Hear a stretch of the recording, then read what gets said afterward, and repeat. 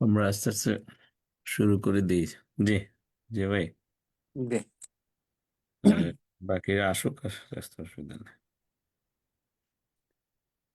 আলহামদুলিল্লাহ রাব্বিল আলামিন, আসসালাতু আসসালামু আলা রাসূলিহিল কারীম। আল্লাহ পাকের মেহেরবানিতে আমরা আল্লাহর এই মেহেরবানিতে যে রাহমাত শেষ করে আমরা মাগফিরাতের মধ্যে আছি। তাই মাগফিরাতের মধ্যে আমাদের কাজ কি? আজকের বিষয় হলো আমরা রমজান মাসে অতিরিক্ত ব্যয় না করে একটু যদি ব্যয়টাকে আমরা নিজে কমাইয়ে এই ব্যয়টা গরিব দুঃখীর মধ্যে বন্টন করতে পারি, তাহলে আমাদের যে পয়সাটা অতি উত্তম কাজে ব্যয় হলো। কারণ রসুল পাক সাল্লাল্লাহু আলাইহি ইসলাম সবসময় দান করতেন, কিন্তু বলা হয়েছে রমজান মাসে সবচেয়ে বেশি উনি দান করতেন। তা আমরা যাতে চেষ্টা করি রসুল্লাহ সাল্লাল্লাহু আলাইহি ইসলামের এই নিয়ম অনুসরণ করার, আমাদের ব্যয়টার একটু সংকোচন করে আমরা আমাদের ব্যয়ের দিকে বৃদ্ধি করার চেষ্টা করব।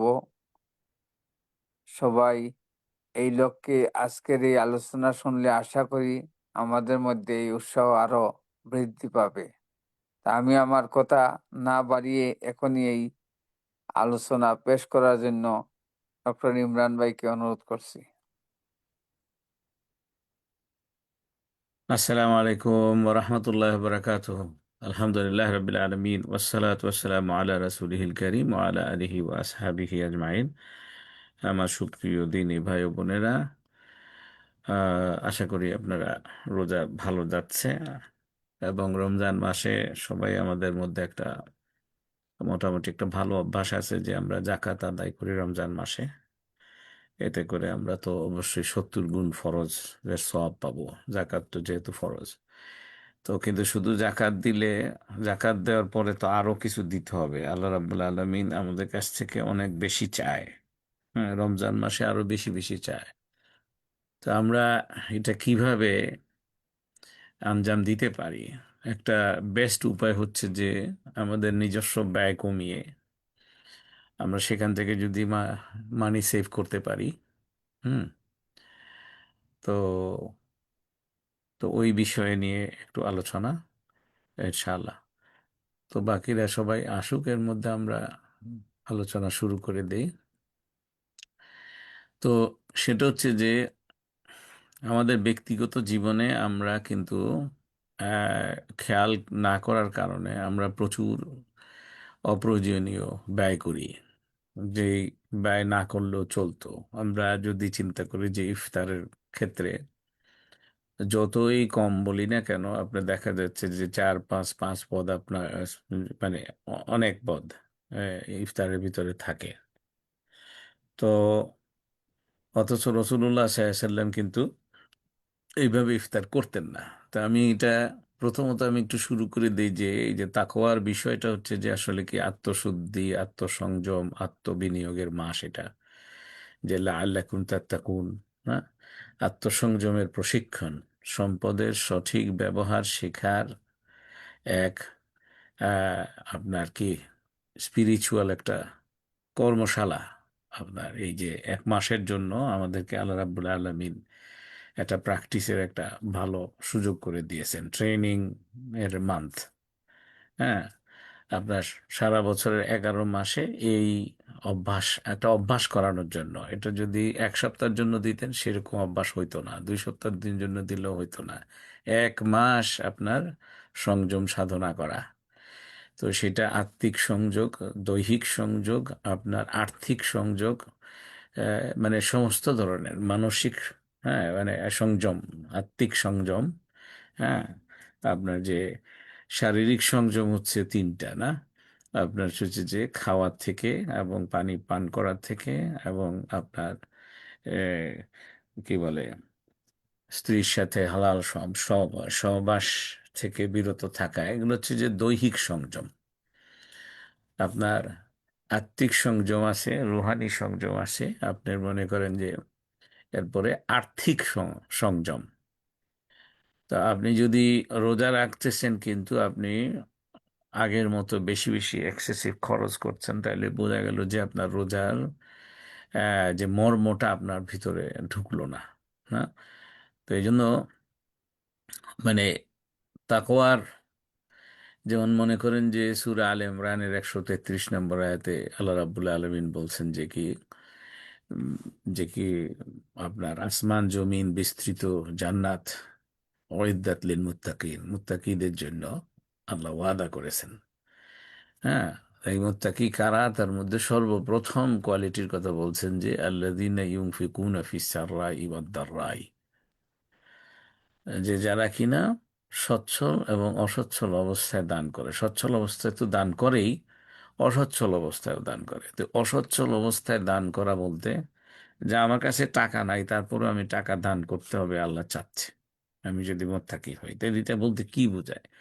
এটা বলতে বোঝায় যে আমি দেখি যে আমাদের মনে করেন যে বাংলাদেশি ভাই বোনেরা এখানে ইউকেতে, আমেরিকাতে বা আহ, এই বাংলাদেশে সবাই, যে মানুষটা খুব হাহুতাশ করে যে আমার কাছে টাকা নাই, হায় হায়, তারও ঘরেও যদি আপনি ইফতার খাইতে যান, দেখবেন যে ইফতারে আপনার কি সমস্ত ধরনের ভাজা পোড়া জিনিস আছে। আপনার সমোসা, কি বেগুনি, পেঁয়াজু, বুট, মুড়ি, তারপরে কি হালিম, এভাবে করে বহু আইটেম। তারপরে একটা খায় তো খায়, আবার দেখা গেল যে আবার ভাতও খায়। হ্যাঁ, মানে ওই দুই বেলার খানা, যে কে একটা ইফতার ভরপেট করে তারপরে নামাজটা কোনো মতে পড়ে আপনার আবার দেখা গেল যে বিরিয়ানি। তো যে মানুষটার আপনার খুবই টানাটানি যাচ্ছে, সারাক্ষণ ধরে বলে যে কি বলে নুন আনতে পান্তা ফুরায়, তার ঘরেও যে দেখা যায় কি যে আপনার এই বেশি করে খানা। হ্যাঁ, তো এই যে এইটা কি তাকওয়ার মধ্যে পড়ে কিনা? পড়ে না। এবং এইটা এই এই বেশি করে যে খাওয়া, এটাকে কমাইলেই কিন্তু ওখান থেকে আপনি কিন্তু কি কিছু অর্থ বাঁচাইতে পারলেন। ওই যে অসচ্ছল অবস্থায় দান বলতে এটাই বোঝায়। আমার যখন টানাটানি তখনও আমি আমার খাবারে খরচের ব্যাপারে, আমার কাপড় চোপড়ের খরচের ব্যাপারে আমি কিছু টান দিব, একটু কমাবো, কমাইয়া হ্যাঁ, আমি যদি 3 আইটেম খাইতাম সেখানে আমি 2 আইটেম খাবো বা 1 আইটেম খাবো। তো এইটা কি আমরা করতে পারি? আপনার এই যে গতকালকে এক জায়গায় দাওয়াত ছিল এক বাড়িতে, মানে সোহানাল্লাহ, কত যে খাবার, এখন কোন আইটেমটা খাবো? দেখা গেল যে ওখান থেকে চুজ করা লাগছে, যে নাইলে এগুলো সবগুলো যদি একটু একটু করে যদি খাই তারপরে পেট ভরে অবস্থা খারাপ হয়ে যাবে। তো কিন্তু দেখা গেল যে হয়তোবা ওই ভাইটাই সবসময় একটা হাউতাশ করে যে খুব টানাটানির মধ্যে আছে। তো এটা সবার জন্য এরকম অবস্থা, কিন্তু আল্লাহ রাব্বুল আলামিন কি বলছেন দেখেন, যে বলছেন যে ওয়াকুলু ওয়াশরাবু ওয়ালা তুসরিফু ইন্নাহু লা ইউহিব্বুল মুসরিফিন, যে তোমরা খাও, পান করো, কিন্তু অপচয় করো না, নিশ্চয়ই তিনি অপচয়কারীদেরকে ভালোবাসেন না। এই যে মুসরিফিন, যারা যারা কি বলে ইসরাফ করে, ইসরাফ মানে হচ্ছে অপচয়। আচ্ছা, অন্য জায়গায় আছেন যে অপব্যয়। অপচয় আর অপব্যয়ের মধ্যে পার্থক্য হলো যে অপচয় হলো ফুজুল খরচ করা, আপনার অপ্রয়োজনীয় খরচ করা। আর অপব্যয় হচ্ছে তাবজির, যে ইন্নাল মুবাজিরিনা, মুবাজিরিনা কানা ইখওয়ানুশ শায়াতিন, যারা অপব্যয় করে নিশ্চয় তারা হচ্ছে শয়তানের ভাই। অপব্যয় বলতে কি বোঝায়? অপব্যয় বলতে বোঝায় যে আরেকজনের থেকে আরেকজনের সাথে টেক্কা দিতে গিয়ে খরচ করা। হ্যাঁ, আপনার যে এই খরচটা শুধু প্রয়োজনীয় না, অপচয় না, মানে এটা কি বলে, এটা খারাপ ব্যয়। হ্যাঁ, আপনার অপব্যয়, এটা ইয়েতে ওই যে যারা হারাম খায়, হ্যাঁ, এই কি বলে মদ খাইলো, আপনার এই ধরনের, এগুলো সবগুলো অপব্যয়ের ভিতরে পড়বে। আবার দেখা গেল যে এমন খরচ যেই খরচটা অপচয়ের চাইতে আরো বেশি, আপনার সেটা অপব্যয়ের মধ্যে পড়বে। আচ্ছা, এখন তাহলে কিভাবে আমরা করব? আল্লাহ রাব্বুল আলামিন শিখিয়ে দিতেছেন যে একটা তো বললো যে হ্যাঁ তোমরা খাও, খাইতে পারো, তোমরা পান করতে পারো, কোনো সমস্যা নাই, কিন্তু তোমরা অপচয় করবা না। কিন্তু এইটার আরো পরিমাপটা কতটুকু? পরিমাপটা আল্লাহ বলতেছেন যে ওয়াল্লাযীনা ইযা আনফাকু লাম ইউসরিফু ওয়া লাম ইয়াকতুরু ওয়া কানা বাইনা যালিকা কাওয়ামা। তারা যখন ব্যয় করে, সূরা আল ফুরকানে আপনার 67 নম্বর আয়াত, খুব বিউটিফুল একটা আয়াত। মানে আপনি যদি ইনফাক ফি সাবিলিল্লাহ, এটা কি বলে, ইনফাকের যদি ইয়ে পড়েন, মানে খরচের, আমরা তো ইনফাক ফি সাবিলিল্লাহ বলতে শুধু অন্যকে দান সে মনে করি। ইনফাক ফি সাবিলিল্লাহ কিন্তু আল্লাহর পথে, আল্লাহর দেওয়া কি ক্রাইটেরিয়া অনুসারে খরচ করা। ও মিম্মা রাযাকনাহুম ইউনফিকুন, যে তারা কি করে, এই যে মুত্তাকিদের একটা কোয়ালিটি না, যে তাদেরকে আল্লাহ, আমরা যা রিজিক দিয়েছি তার থেকে খরচ করে, অর্থাৎ এই রিজিকের বাইরে। যেমন মনে করেন যে আজকে একজন আমাকে বাংলাদেশ থেকে ফোন করেছে, কি আত্মীয়র মধ্যে, এই যে কিছু টাকা হবে, আমাকে কিছু ধার দিবে, কি জন্য, একটু দরকার। তো একটু যখন ব্যাখ্যা করতে বললাম, বললো যে এই আপনার সন্তান বাইরে থেকে আসছে, আপনার তার জন্য কিছু খরচ করবে, এক্সট্রা খরচ এগুলা। তো এইটার জন্য উনি ধার চাইতেছেন আমার কাছে। তো এমন সম্পর্ক না করাও যাচ্ছে না, এরকম অবস্থা। তো এখন দেখা গেল যে কিন্তু এটা কিভাবে তাকে বুঝাইবো যে কি এইটা অপচয় না, এটা অপব্যয়, তার এটা দরকার নাই। মনে করেন যে আপনার আলমিরাতে এ, কি বলে 10 সেট জামা, 15 সেট জামা, আপনার মনে করেন যে এ, 10 জোড়া জুতা, তারপরেও ইচ্ছা করে খালি আরেকটা জুতা কিনতে। আর রোজার মাস আসলে তো কি হয়েছে, যে ঈদের জন্য যদি কিছু না কিনি তাহলে কেমনে? অথচ মানে আশ্চর্য বিষয় আর কি, যে আপনি দেখবেন যে আজকে এই সেশনের পরে একটু আপনার আলমিরাতে যে একটু দেখেন, আপনার শাড়ি মানে বোনদের জন্য আপনার শাড়ি কয়টা আছে, আপনার সালোয়ার কামিজ কয়টা আছে, বা আপনার কাপড় কয় জোড়া, কয় সেট আছে। ভাইদের জন্য একইভাবে কোট কয়টা আছে, আপনার থ্রি পিস, মানে কি বলে, থ্রি পিস কোট না, কি বলে, কোট প্যান্ট, আবার ওই যে ভিতরে একটা কোটি থাকে না, এ, তা তারপরে পাঞ্জাবি কতগুলা আছে না। তো দেখা গেলো যে না, এখন ঈদের জন্য আবার একটা কিনতে হবে, এবং কিনতে গিয়ে কিভাবে ব্র্যান্ডের কিনতে হবে, না এলে তো ইজ্জত থাকে না। একই একই পাঞ্জাবি আপনার ব্র্যান্ডে কিনতে গিয়ে হয়তো বা 15,000, আর সেই পাঞ্জাবিটা হয়তো বা 1,000-এ, আমি জানি না বাংলাদেশে কততে পাওয়া যায়। তো এখানেও সিমিলার, মনে করেন যে 20 পাউন্ড একটা, এখানে তো তোপ পড়ে ইংল্যান্ডে, তো 20 পাউন্ড একটা পাওয়া যায়, কিন্তু 20 পাউন্ডে হইলে এটা ইজ্জত থাকে না, 60 পাউন্ডে কিনবো। তো দেখা যায় কি যে রোজার মাসে আরো বেশি খরচের প্রবণতা বেড়ে যায় আমাদের। এই মানে ইফতারটা একদম এক্সট্রা খানা, তারপরে যে স্পেশাল ডিনার, তারপর আবার সেহরিতে, জানি না সেহরিতেও দেখি যে আহ, মানে ভর পেট খায়। তো ভর পেট খাইলে আসলে এটা রাসূল সাল্লাল্লাহু আলাইহি ওয়াসাল্লামের সুন্নাহ না। সেহরিতে সেহরি খাইতে বলছেন, কিন্তু সেহরি আপনার গলা পর্যন্ত খাওয়ার, আমার শেষ পর্যন্ত যে কয় আম দিয়ে দুধ দিয়ে ভাত খাওয়া, মানে কিভাবে যে যত রকমের খরচের রাস্তা বাইর করা আর কি। তো এইগুলা যদি আমরা এটার থেকে যদি সংযম না করতে পারি, এটার থেকে নিজেদেরকে যদি বাঁচাইতে না পারি, হ্যাঁ, আপনি বেশি খরচ করে ফেললে আমার হাতে তো কিছু থাকবে না। হ্যাঁ, কে ধনী বেশি? একটা মানুষ, মনে করেন একটা মানুষ মাসে 7,000 পাউন্ড, আমি ইউকের এক্সাম্পল বলতেছি, একটা মানুষ মাসে 7,000 পাউন্ড পায়। দেখা গেল যে সে ব্র্যান্ডের জিনিস কিনতে কিনতে আপনার 7,000-এ কুলায় না, 7,000 পাউন্ডে। আর একটা মানুষ 2,000 পাউন্ড পায়, সাধারণ ড্রেস, ডিসেন্ট ড্রেস, ডিসেন্ট কাপড়, ডিসেন্ট খাবার, হ্যাঁ, তার 2,000 পাউন্ডে সে 200 পাউন্ড আবার সেভ করে। তো কে ধনী বেশি, প্রথম জন না দ্বিতীয় জন? অবশ্যই দ্বিতীয় জন, তাই না? ওই প্রথম জন টাকা শুধু বেশি ইনকাম করলে হবে না, তার মধ্যে যে খরচের যে তার বিলাসিতার যে প্রবণতা, এটার কারণে আমি আমাদের আত্মীয় স্বজনের মধ্যেও দেখি এরকম যে একজনা আপনার কম বেতন পায় কিন্তু কখনো কারো কাছে হাত পাতে না, আরেকজনা অনেক লক্ষ লক্ষ টাকা বেতন পায়। আপনি মনে করেন মাসের বেতন 3 লক্ষ টাকা, কিন্তু 5,000 টাকা ধার চায়। কেন? আপনার মনে করেন যে তার কুলায় না ব্র্যান্ডের জিনিস কিনতে কিনতে, তা আল্লাহ বলতেছে যে না, এইভাবে করবে না। লাম ইউসরিফু, এরা হচ্ছে তারা।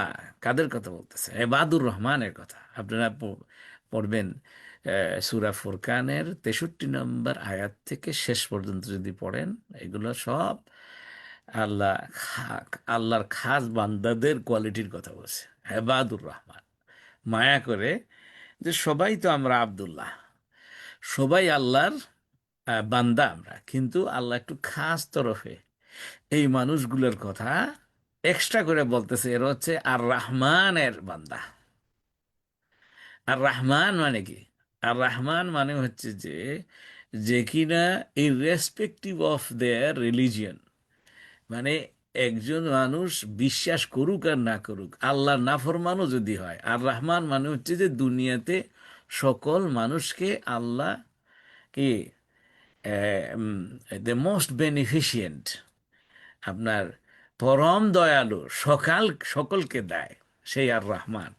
সে আর রহমান যে যেটা চায় সেটা দেয়। হ্যাঁ, আপনার তো এই আর রহমানের বান্দা, এই বান্দাদের যে কোয়ালিটি, তার মধ্যে একটা হলো যে তারা খরচ করার ব্যাপারে কিভাবে করে, লাম ইসরিফু, তারা অপচয়ও করে না, আবার ওয়ালাম ইয়াকতুরু, তারা কৃপণতাও করে না। যেমন হইল যে কি খরচ করবেই না, তখন বিবিকে আপনার একটা জামা কিনে দিল না, আপনার ছেলেকে একটা জুতা কিনে দিল না, মানে একেবারে কার্পণ্য করে আপনার ছেলের জুতা আপনার মনে করেন যে একটু ছিঁড়ে গেছে, তারপরেও তাকে চেঞ্জ করে দেয় না। হ্যাঁ, নষ্ট হয়ে গেছে আপনার মনে করেন, হ্যাঁ, ওটা হচ্ছে যে কৃপণতা করা। হ্যাঁ, আচ্ছা, এরপরে তো এখন এর মাঝামাঝি বলতেছে ওয়াকানা বাইনা জালিকা কাওয়ামা, যে তারা কি করে এর মাঝামাঝি বাইনা জালি, এই দুইটার মাঝখানের পথ অবলম্বন করেন। কেননা আমরা হচ্ছি উম্মাতা ওয়াসাতা, আমরা এই যে মাঝামাঝি পথের বা ভারসাম্যপূর্ণ পথের আমরা উম্মাত, আল্লাহ রাব্বুল আলামিন আমাদেরকে সৃষ্টি করেছেন। তো এখন আচ্ছা, অন্যভাবে অন্য আয়াতে আল্লাহ রাব্বুল আলামিন বলতেছেন, আপনি দেখবেন যে ওই যে সূরা সূরা বনি ইসরাঈলে, ওইটা ওইটা হচ্ছে 23 নম্বর আয়াত থেকে আপনি পাবেন, ওয়াকাদা রাব্বুকা আল্লা তা'বুদু ইল্লা ইয়াহু ওয়া বিল ওয়ালিদাইনি ইহসানা। আপনার এটা মেরাজের 10টা শিক্ষা। হ্যাঁ, সেটার মধ্যে একটা হলো এটা, ওয়ালা তাজআল ইয়াদাকা মাগলুলাতান ইলা উনুকিকা ওয়ালা তাবসুতহা কুল্লা কুল্লাল বাসতি ফাতাকউদা মালুমান মাহসুরা। যে কি বলতেছে যে কি, এটা হলো 29 নম্বর আয়াত, যে তুমি একেবারে কি হয়েও না, ব্যয়কুষ্ঠ হয়েও না, মানে ওই যে ইয়ের মতো এর আগে যেটা ছিল, আপনার জীবনে ইয়াকতুর হওয়া, কৃপণতা করা, বা এইটা বলতেছেন যে আহ, যে ব্যাকুণ্ঠ হয়েও না আর কি, সোজা কথা একইভাবে কৃপণ হয়েও না, হাতটারে এইভাবে রেখে দিও না যে একেবারে ঘাড়ের সাথে আটকানো, কিচ্ছু খরচ করবে না। মুট করছে তো করছে, এমনি করে মুট করে কয় টাকা আমার, আমি খরচই করব না, একদম এইভাবে করে রেখে দিছে। আমরা, আপনারা নিশ্চয়ই আমাকে দেখতে পাচ্ছেন কিভাবে বলছি। আর একটা বলতেছেন যে আহ, যে একেবারে মুক্ত হস্ত হইও না, একেবারে দিয়ে 10 টাকা যা আছে, 100 পাউন্ড আছে, সব 100 পাউন্ড দিয়ে দিছ, তখন নিজে না খেয়ে মরতেছো, এরকমও যেন না হয়। তাইলে কি হবে তোমার, বলতেছে যে তাইলে তুমি তিরস্কৃত এবং নিঃস্ব হয়ে বসে থাকবে তুমি, হ্যাঁ, মালুমা মাহসুরা। হ্যাঁ, ফাতাকৌদ মানে কৌদ, আপনার বসে থাকবা, মালুমা মাহসুরা, তুমি বেজ্জুত হয়ে যাবা, তখন তোমার উল্টা তোমার মানুষের কাছে হাত পাততে হবে, সব দিয়ে ফেলছো আমি, তো এখন ঘরে আপনার বিবি বাচ্চারা না খেয়ে চাল ডাল আর আনতে পারলেন না কেন, আপনি সব দিয়ে ফেলছেন? না, সব দিতে বলে নাই। আপনি আল্লাহর পথে দান করতে সব দিতে বলে নাই। আচ্ছা, তো তো এই তো এখন কি বলে, আহ, এটা কেন আল্লাহ রাব্বুল আলামিন বলতেছেন যে ইন্না রাব্বাকা ইয়াবসুতুর রিজক লিমান ইয়াশা ওয়া ইয়াকদির, নিশ্চয়ই তোমার রব যাকে ইচ্ছা বেশি দান করেন। ইয়াবসুতুর রিস্ক মানে আল্লাহ নিজে হচ্ছেন বাসেতার রিজক। বাসেতার রিজক আপনার যে কে রিজিক বৃদ্ধিকারী।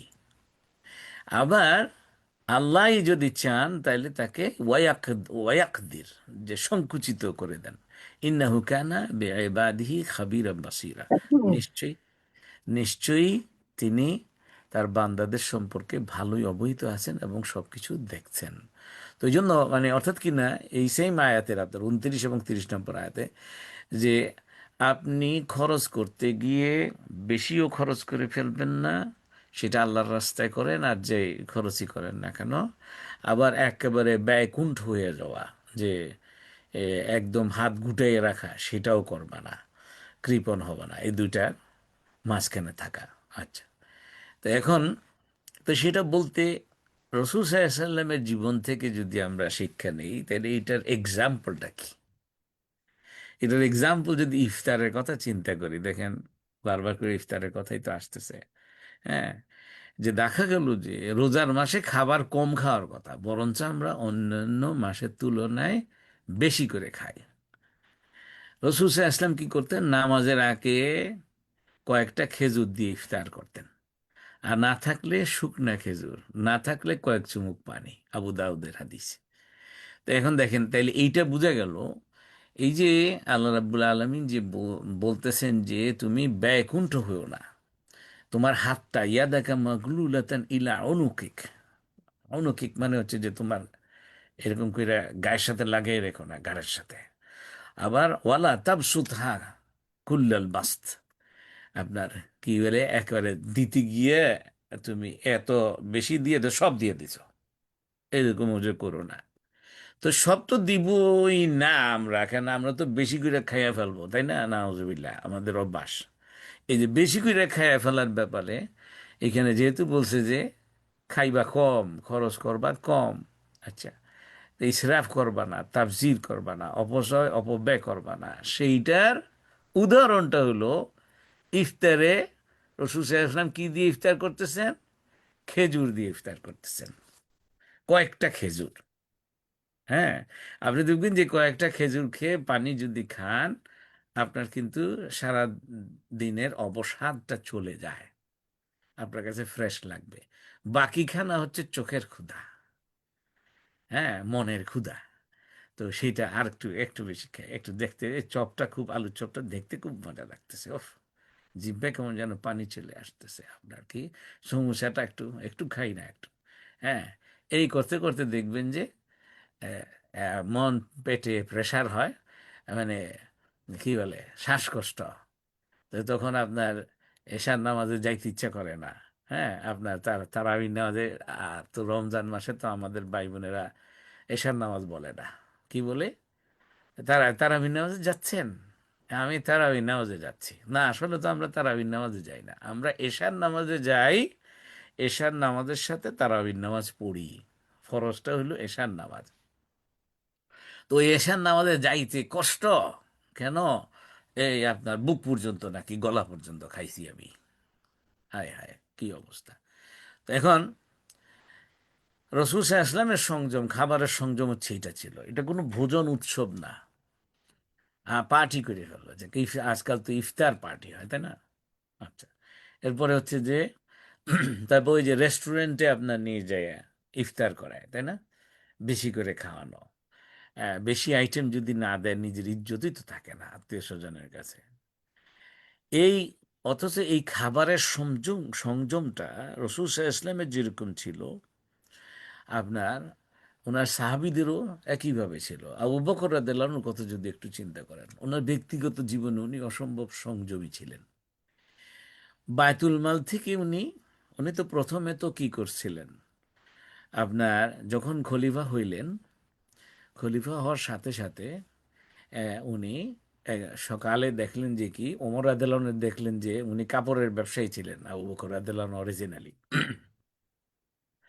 সকালবেলা আপনার কাপড়ের বড় থান কাঁধে লইয়া বাজারের দিকে যাইতেছেন উনি। উনি কিন্তু অলরেডি খলিফা এখন। ওমর রাদিয়াল্লাহু আনহু ওনাকে তাড়াতাড়ি যে থামাইছেন। আহ, কি আবু বকর আপনি কই যান? কয় যে আমি বাজারে যাচ্ছি। কেন? কয় এই কাপড়ের থান বিক্রি করব আমি, আহ, সংসার তো চালাইতে হবে। তখন ওমর রাদিয়াল্লাহু আনহু বললেন যে আপনি এই মুসলিম জাহানের খলিফা হয়েছেন, আপনি আপনার এই খলিফার দায়িত্ব তো বিরাট। তো সুতরাং আপনি বাইতুল মাল থেকে কিছু নিবেন, আপনি নিজে যদি আবার ব্যবসা করতে যান তাহলে এই খেলাফত চালাইবে কে? তখন সেই অনুযায়ী ওনার বাইতুল মাল থেকে একটা বরাদ্দ হয়েছে। তো এখন এই বরাদ্দটা উনি অতিরিক্ত নিতেন না। কোনো একটা ঈদে ওনার বিবি ওনার সামনে একটা হালুয়া নিয়ে আসছে এক্সট্রা, আপনার ঈদের আনন্দ করার জন্য, খাবার খাওয়ার জন্য। তখন উনি জিজ্ঞেস করে বললেন যে বিবিকে, যে এই ও আমার বিবি, এই হালুয়াটা, এই এক্সট্রা খানাটা তুমি কোথায় পাইলা? হ্যাঁ, তখন বললেন যে আপনি যে বায়তুল মালের থেকে আমাকে টাকা দিতেন সেখান থেকে কিছু কিছু জমাইছি, জমাইয়া ওইটার থেকে আমি এই খাবারটা। তো উনি যখন জানতে পারলেন যে কিছু জমাইছে, তখন উনি সাথে সাথে বায়তুল মালে যে আপনার খাজানচিখানা বা ফাইন্যান্স মিনিস্টার যে যে কিনা অর্থের এই বায়তুল মাল ডিল করে, তাকে যে বলছে যে এই পরিমাণ তুমি আমার বরাদ্দ কমিয়ে দাও, কেননা এটা এক্সট্রা ছিল। এখন আমাদের বর্তমান জমানার হইলে তো বলেছে যে এটা তো আমার পাওনা, আমার তো এটা পদ পাইছি আমি সেখানে। খুবই সতর্ক ছিলেন ওনারা যে যে খরচ করার ব্যাপারে, না? এই ওমর রাদিয়াল্লাহু আনহু দুর্ভিক্ষের সময় নিজে কি করছেন, আপনার ঘি, মাংস এগুলা পরিত্যাগ করছেন যতক্ষণ না সাধারণ মানুষ মানে স্বাভাবিক খাবার না পাইছেন, বা স্বাভাবিক মানে সাধারণ মানুষ এটা না পাইছে। তো আমরা তো এখন উম্মতের, আমি কিভাবে এত বেশি খাবার খাই, যখন আমরা বারবার করে, আজকাল তো সোশ্যাল মিডিয়াতে কন্টিনিউয়াস আসতে থাকে প্যালেস্টাইনের বাচ্চারা খাবারের জন্য আপনার পাতিল নিয়ে দাঁড়ায় আছে, হাত হাত পাততেছে। হ্যাঁ, আপনার কত চ্যারিটি অর্গানাইজেশন আছে, আপনি কিছু কেনার আগে আপনি টাকা কিছু দিয়ে দেন। মানে কি বলে যে 50 পাউন্ড 100 পাউন্ড এমনি খেয়ে ফেলে আমাদের লোকেরা, সুবহানাল্লাহ। তো সেখান থেকে আপনি কিন্তু ওই খানাটা না খাইলেও চলতো, অথবা অল্প একটু খাইলে হইতো। তো এই জন্য নিজে কম খেয়ে অন্যকে বাঁচানো, এইটাই হচ্ছে রসুল সাল্লাল্লাহু আলাইহি ওয়াসাল্লামের সুন্নাহ, এইটা সাহাবীদের সুন্নাহ, এটা ইসলামের হিস্ট্রি। হ্যাঁ, এখন আমি যদি কিছু আহ, বাস্তব উদাহরণ যদি তখন তো একটু কিছু তো বললাম, তারপরে একটু স্পেসিফিক ধরেন, মনে করেন একটা পরিস্থিতি যে কি ইফতারকে পার্টিতে রূপ দেওয়া, ইফতার পার্টি 15-20 রকমের খাবার, তার মধ্যে অর্ধেক অপচয়। এই যে মনে করেন যে কি হলো, দেখেন এক জায়গায় ইফতার, ইফতারের সাথে তো এখন কি হচ্ছে যে সব দিয়েছে আপনার, এই যে মনে করেন যে এই মানে আমাদের ইউকেতে হলো তো গরুর গোশত দেয় না, ল্যাম দেয়, আপনার চিকেন দিল, তারপরে কি আপনার স্যামন ফিশ, একেবারে বড় বড় পিস লম্বা করে আপনার দারুণ করে, হ্যাঁ, আপনার ইয়ে করে করেছে, তারপর গলদা চিংড়ি, তারপরে কি এরপরে হচ্ছে যে আপনার বিরিয়ানি, তারপরে আর কি আপনার মনে করেন যে এভাবে করে ডেজার্ট, মানে অনেক পদের আপনার, সেটা জিলাপি, আপনার মিষ্টি, একটা দিলে কি হয়, ইজ্জত থাকে না তো। হ্যাঁ, তারপরে আপনার মনে করেন যে আহ, এইভাবে করে কয়টা বলবো। তো এখন আইটেমে মনে করেন যে এইভাবে বসা, আমি তো অল্প যেটুক খাইতে পারলাম একটু নিয়েছি আমার। আহ, এ, বা- কোথাও দাওয়াতে আমার বেশি ভাই খাইতে ভাল লাগে না। তো এখন কিন্তু দেখা গেল যে আপনার পড়লাম, নামাজ পড়ে এসে আবার আরেক আরেক আরেক দফা কয় চা খাবো, চায়ের নামে আবার চলতেছে আপনার ওইটার সাথে যত রকমের মিষ্টি আইটেম। হ্যাঁ, তো তো সেখানে দেখা গেল যে আপনার একটা স্যামন ফিশ মানে কি বলবো 80% রয়ে গেছে। তো তো এখন যিনি খান নাই তিনিও বলতেছেন, আমি অপচয় পছন্দ করি না, মানে এই মাছের এটা পিসটা যদি একটু কম ছোট ছোট করে করা হইতো, এই যে বড় করে দিয়ে দিচ্ছে যার কারণে খেয়ে সারতে পারে নাই। তো ভাইজান আপনি এত বড়টা লম্বা করে তারপরে জিব্বাটাতে এত এত লোভ লাগলো কেন? লম্বাটা আপনি নিছেন কেন? এক। দুই নম্বর হচ্ছে যে যে মানুষের দাওয়াত দিয়েছে সে কিন্তু কি হয়েছে আপনার মনে করেন যে সোহান আল্লাহ আমি জানি না যে কয় দিনের খাবার যে একত্র এখানে করা করা হয়েছে।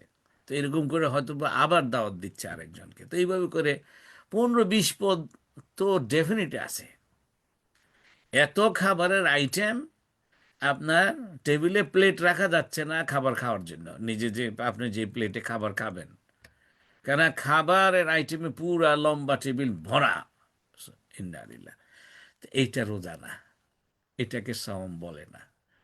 সাওম হচ্ছে যে কি এখন, সাওম হলো যে আপনি সংযম করবেন, হ্যাঁ আপনার তাজকিয়া করবেন। আহ, আর এটা তো বিরাট সুযোগ আল্লাহ করে দিছে। বেশি খাওয়ার মানে হচ্ছে স্বাস্থ্য খারাপ, আপনার ডায়াবেটিস হবে, কোলেস্টেরল হবে, আপনার কি এভাবে করে ব্লাড প্রেশার হবে।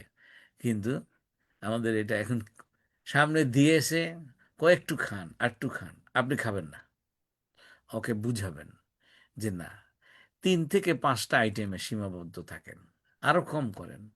হ্যাঁ সমাধান হচ্ছে কি বলে বেঁচে যাওয়া খাবার এটা কি করবে, একদম সোজা ডাইরেক্ট বিনে ফেলে দিবে। না কিন্তু আপনি যেটা করতে পারেন, বেঁচে যাওয়া খাবার একটু প্যাক করে আপনি গরিবদেরকে বেটে দেন। বাংলাদেশে তো খুব সহজ, আপনি রাস্তায় বের হইলে আপনি গরিব পাবেন, কিন্তু ইংল্যান্ডে আমরা তো একটু অসুবিধা। তারপরেও এখানে জায়গা থাকে। প্রথম কথা হলো যে আপনি শুরুতেই এত খাবার কেন আপনি আইটেম করবেন, সোজা কথা কম করে করবেন, যাতে করে এরকম করে বেঁচে না যায়, বরঞ্চ এই কম করে করার কারণে আপনার যে অর্থ কিছু বেঁচে গেল সেইটা আপনি দান করেন। আর ইংল্যান্ডে আবার দান করার স্কোপটা অনেক বেশি। কিভাবে? সমস্ত চ্যারিটির আপনার ওয়েবসাইট আছে, আপনার শুধু কার্ডের নাম্বার দিয়ে ক্লিক করলেই আপনি চলে যাবে প্যালেস্টাইনের যারা চ্যারিটি দেয় আপনার, হ্যাঁ কে প্রতিদিনের আপনার রোজার ইফতারের প্যাক, আপনার একদিনের খাবারের প্যাক, এভাবে করে 1 মাসের খাবারের প্যাক আপনি কিন্তু দিয়ে দিতে পারতেন। তো এই তো এখন তাহলে কি করেন? আজকে মনে করেন যে আমাদের এখানে 12টা চলতেছে, বাংলাদেশে বোধহয় 11টা চলছে না? তো ধরেন এই 10-11 দিন বা 12 দিন, 10-11 দিন আপনি যে ইফতার করেছেন সেই ইফতারের একটু নিজে একটু পরিচয় মানে কি বলে একটু রিফ্লেক্ট করেন যে কয়টা আইটেম করেছেন।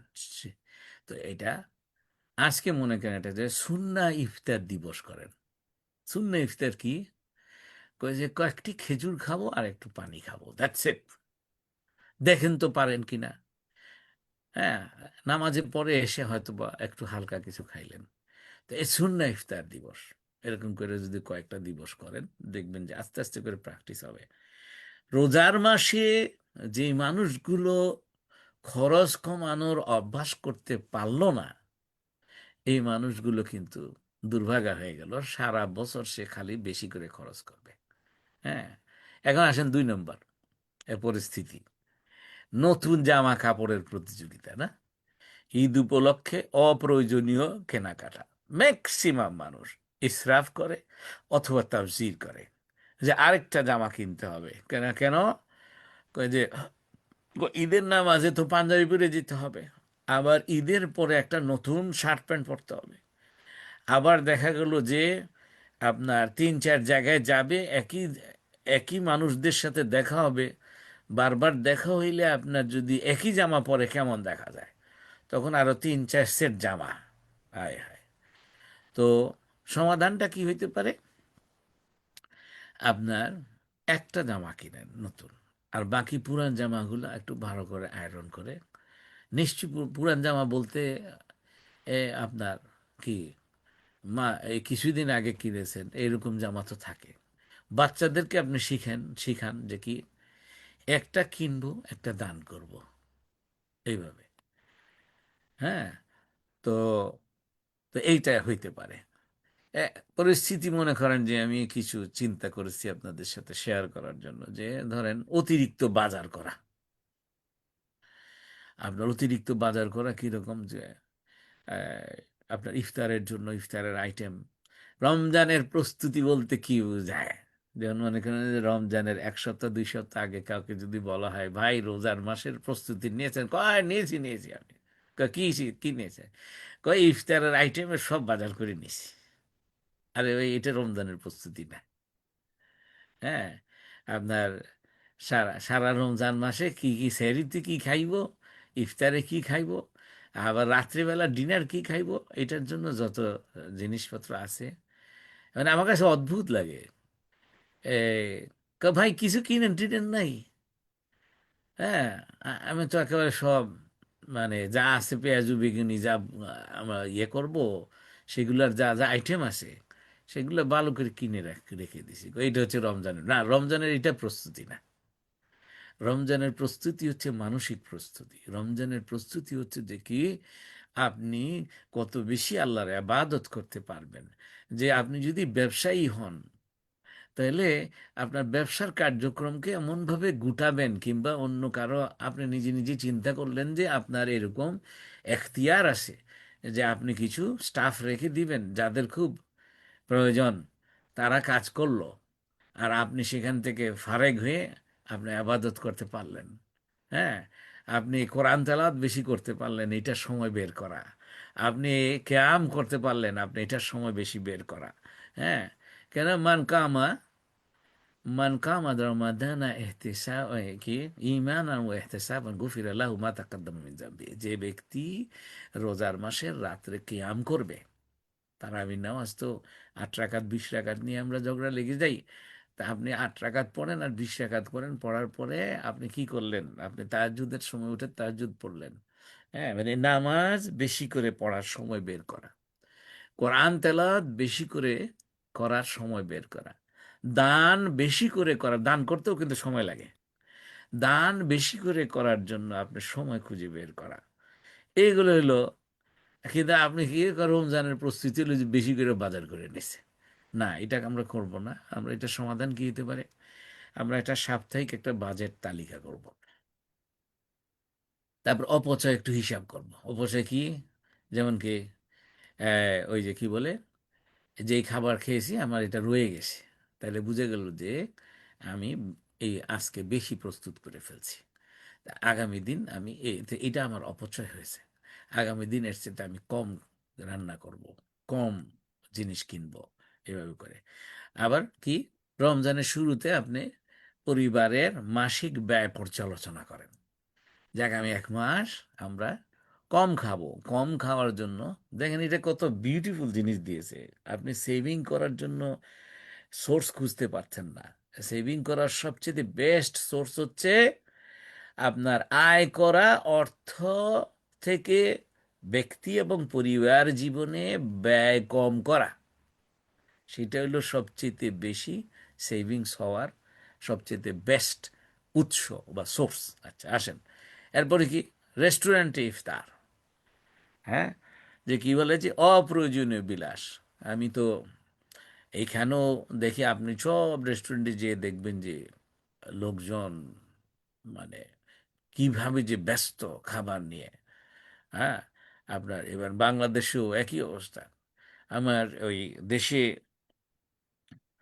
গেলে পরে আমার একটা নির্দিষ্ট ড্রাইভার সাহেব আছেন, উনি আমাকে মাঝে মাঝে দেখান যে কি, স্যার দেখেন এই যে এখানে, সে তো ঢাকার মানুষ, ওরা যে ওই যে যত উম, কি বলে, আহ, খাবারের বাক্স নিয়ে নিয়ে যে বসে সব বিভিন্ন এলাকায় ঢাকা শহরে, ওই যে এখানে দেখেন এই ধুলাবালির মধ্যে এই খাবার, কয় যে, স্যার সব খাবার খাইয়া সাফা করে ফেলবে, একটা খাবারও থাকবে না, মানুষ খালি খাচ্ছে আর খাচ্ছে, খাচ্ছে আর খাচ্ছে।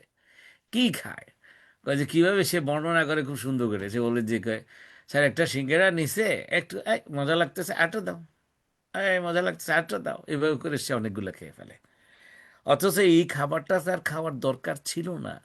আচ্ছা, আর রেস্টুরেন্টে গিয়ে তো যে রেস্টুরেন্টে যাবেন লোক ভর্তি, শুধু খাচ্ছে আর খাচ্ছে।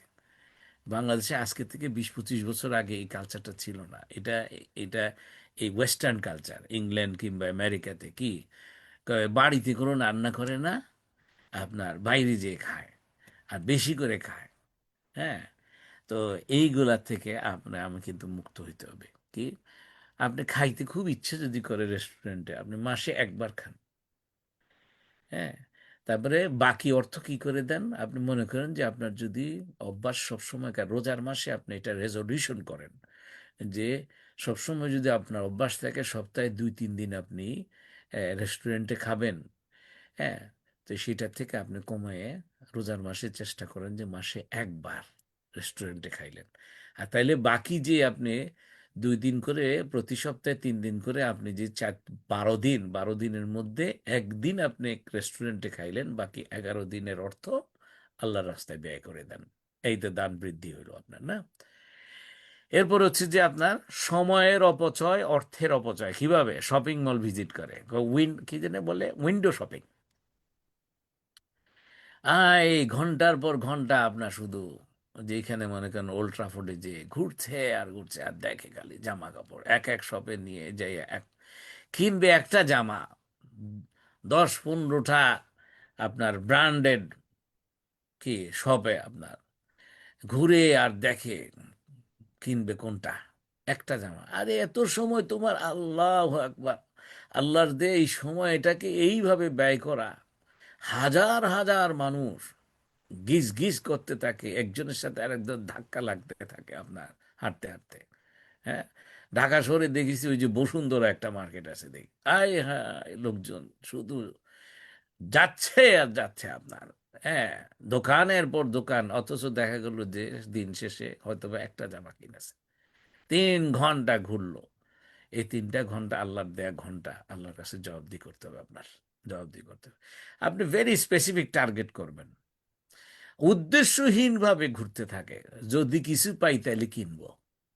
দেখেন, আমি বলবো এক অর্থে এটা খুব ডিপ সেন্সে চিন্তা করলে এটা হারাম হয়ে যাবে, যে আল্লাহর এই দেওয়ার সময়টাকে আপনি আরো ভালো কাজে ব্যয় করতে হবে। কেন, প্রত্যেকটা প্রত্যেকটা মুহূর্তের জন্য আল্লাহ রাব্বুল আলামিন আমাদেরকে জবাবদিহি করতে বলবে। প্রত্যেকটা কাজ, ওয়ামাই ইয়ামাল মিসকালা যাররাতিন খাইরান ইয়ারা ওমাই ইয়ামাল মিসকালা যাররাতিন শাররান ইয়ারা। বিন্দু বিন্দু বিন্দু বিন্দু, আপনার অ্যাটম না, এই যে জাররা হচ্ছে আপনার পরমাণুর চেয়ে আরো ছোট, আরো ছোট, আরো ছোট, ক্ষুদ্রাতি ক্ষুদ্র যত, মানে যেটা আমরা আমাদের কি বলে চিন্তার মধ্যে আসে নাই এইটা একটা কাজ হয়েছে, সেইটা পর্যন্ত আল্লাহ হিসাব করবেন। ওমাই আমাল মিসকাল যাররাতিন খায়রান ইয়ারা। ভালো যা করছো বিন্দু বিন্দু পরিমাণ তাও হিসাব হবে, এবং খারাপ যা করছো বিন্দু বিন্দু পরিমাণ। এই যে সময়ের অপচয় করছো, হ্যাঁ, আপনার সে আল্লাযীনা হুম আনিল লাগওয়ি মুরিদুন, সে ফুজুল কাজে সে সময় ব্যয় করবে না। হ্যাঁ, তো এই যে অপ্রয়োজনীয় শপিং মল ভিজিট, তা আপনি কি করেন? এটার সমাধান কি? কোরআন তেলাওয়াতের সময় বাড়ায় দেন।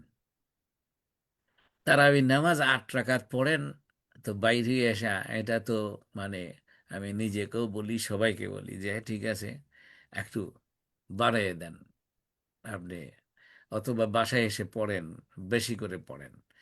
অনলাইন কেনাকাটার সীমা নির্ধারণ করেন। এখন তো এটা তো অনলাইনে আজকাল কেনাকাটার সুযোগ, খালি হাত নিষ্পিস করে মাউসের মধ্যে হাত দিতে, যে ক্লিক করার জন্য অনলাইনে, না? এটার থেকে নিজেকে বাঁচাই। তো এখন এই সংযম থেকে এটাকে দানের পথে কিভাবে রূপান্তরিত করব? দানের পথে করবো যে আমি নিজেকে উদ্বুদ্ধ করব, কোরআনের অনুপ্রেরণা জাগান আপনি। আল্লাহ রাব্বুল আলামিন যখন বলছেন যে কি, এটা আবু বকর, ওমর, ওসমান, আলী রাদিয়াল্লাহু আনহুম আজমাইন, হ্যাঁ, আপনার মনে করেন যে জলিলুল কদর সাহাবীরা, ওনারা ঠিকই বুঝেছেন। হ্যাঁ, যে কি, মাসালুল্লাযীনা ইউনফিকুনা আমওয়ালাহুম ফি সাবিলিল্লাহ কামাসালি হাব্বাতিন আনবাতাত সাবআ সানাবিলা ফি কুল্লি সুমবুলাতিন মিআতু হাব্বা ওয়াল্লাহু ইউদাইফু লিমান ইয়াশা ওয়াল্লাহু ওয়াসিউন আলিম। আল্লাহ রাব্বুল আলামিন বলতেছেন, এই আয়াতটা আমি আপনাদেরকে বলবো যে একটু মুখস্থ করে ফেলবেন। সূরা বাকারার 261 নাম্বার আয়াত। আপনার যখন দান করতে দ্বিধা লাগবে, দান করতে ইতস্ততা লাগবে, সে না দেই না, তখনই এই আয়াতটা আপনি স্মরণে আনবেন। আল্লাহ বলতেছেন যে কি, যে আল্লাহর পথে ব্যয় করে তাদের উদাহরণ হচ্ছে এই যে ওই চাষির মতো, যে চাষি একটা বীজ বপন করে, সেই বীজ থেকে 7টা সীসা হয়ে যায় এবং প্রতিটা সীসায় 100টা করে ফল বের হয়। হ্যাঁ, তাহলে সাতে 100, 7 100 700, তার মানে হচ্ছে যে এইটা আপনি মনের মধ্যে নিয়ে আসেন। তারপরে আল্লাহ বলতেছেন ওয়াল্লাহু ইউদাইফু লিমান ইয়াশা, এবং আল্লাহ চাইলে আরো বেশি দান করেন। এখানে আল্লাহর কোনো গুণ বলে নাই 700, এটা 1000 হইতে পারে, 1 লক্ষ হইতে পারে। 1 পাউন্ডের জন্য 1 কোটি আপনি কিন্তু কি রিওয়ার্ড পেতে পারেন আপনি এটা।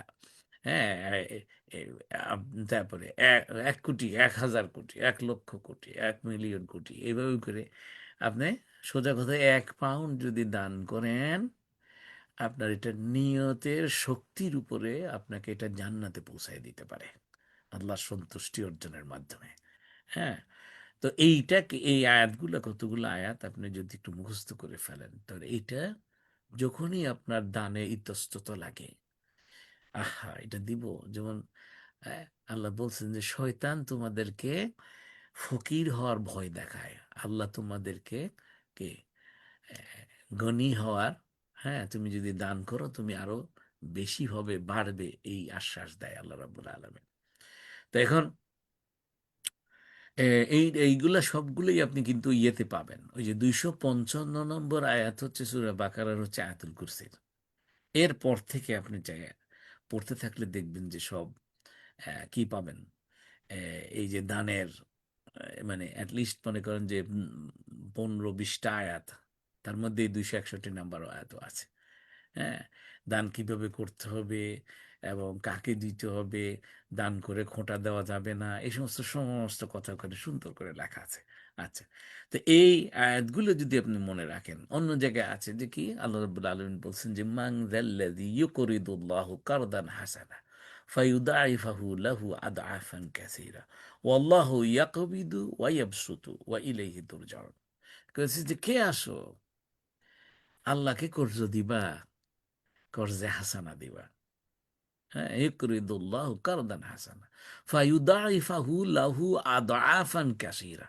আল্লাহ বলতেছেন যে কি, যেটা কিনা আল্লাহ রাব্বুল আলামিন বাড়ায় দিবেন, আবার বলছেন যে এই বাড়ায় বাড়ায় এটা বাড়তিটা আরো বেশি করে বাড়াবেন। আদাফান কাসির, আদাফ অলরেডি বাড়ানো, তার মধ্যে বলতেছে যে আদাফান কাসিরা, আরো বেশি করে বাড়ায় দিবেন।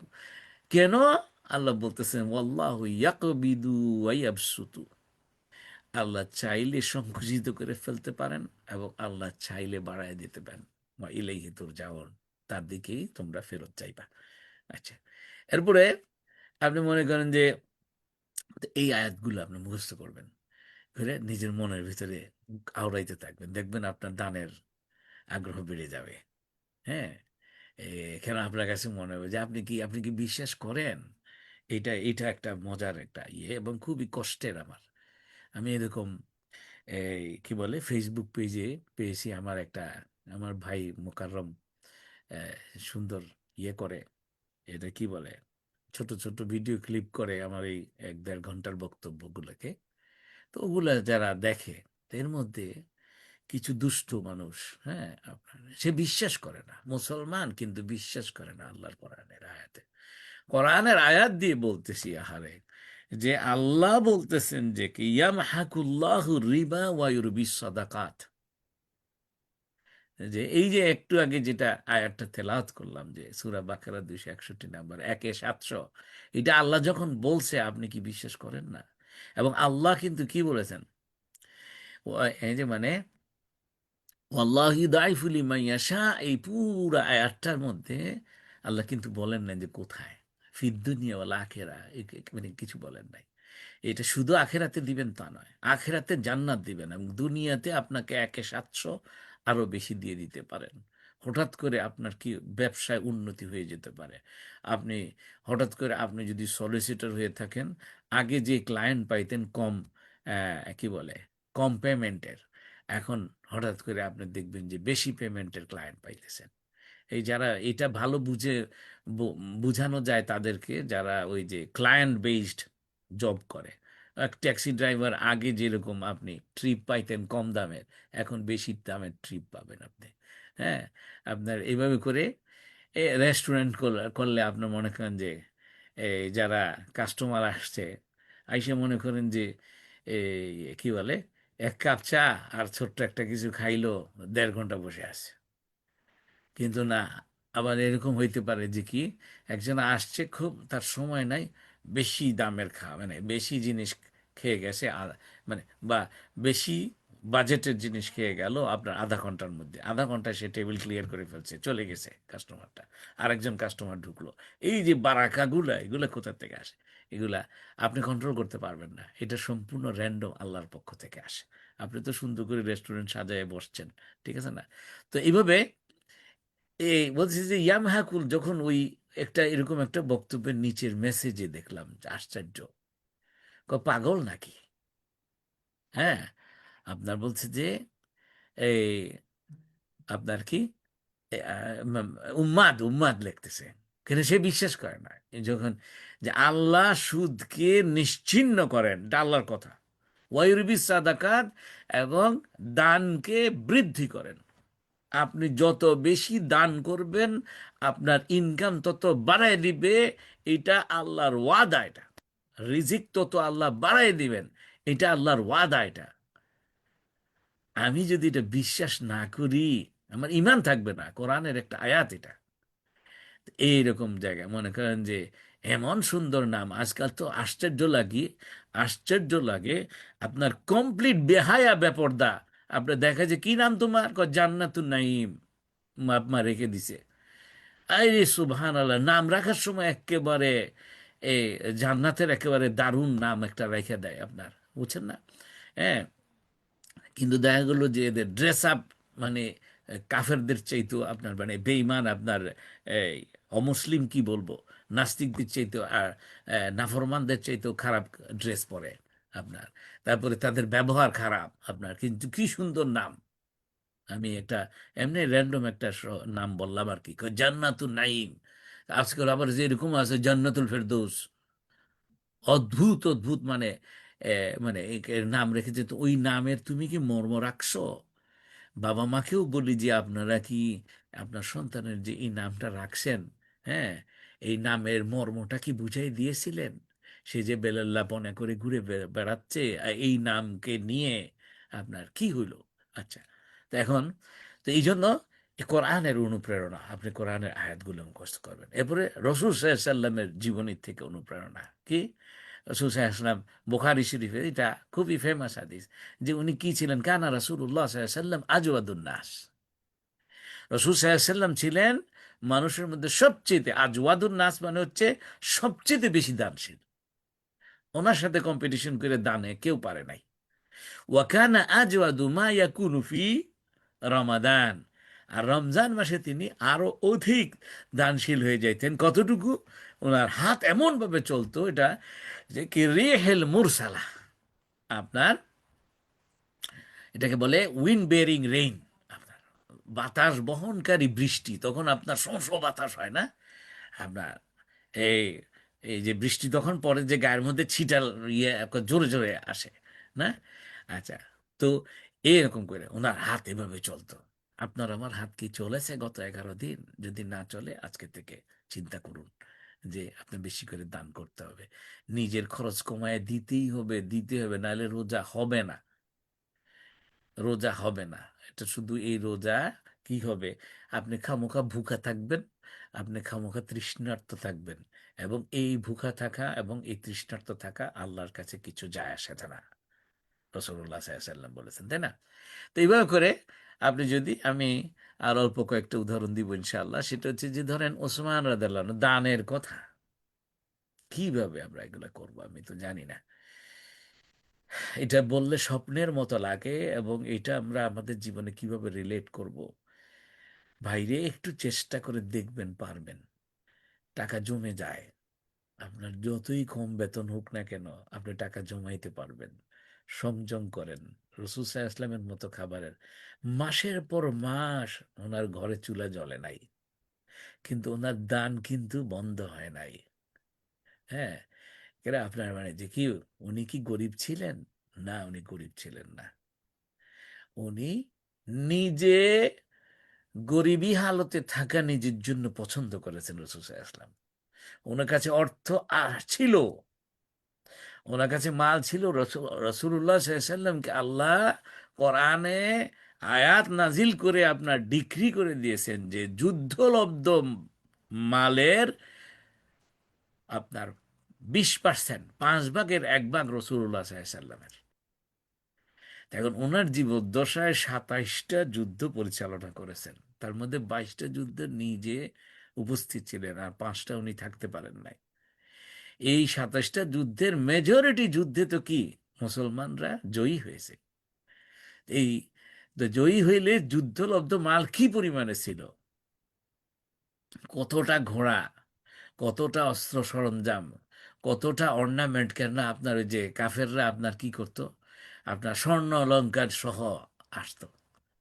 হ্যাঁ, ঢাক ঢোল বাজে এটা যে আপনার শৌর্য বীর্য দেখানোর জন্য।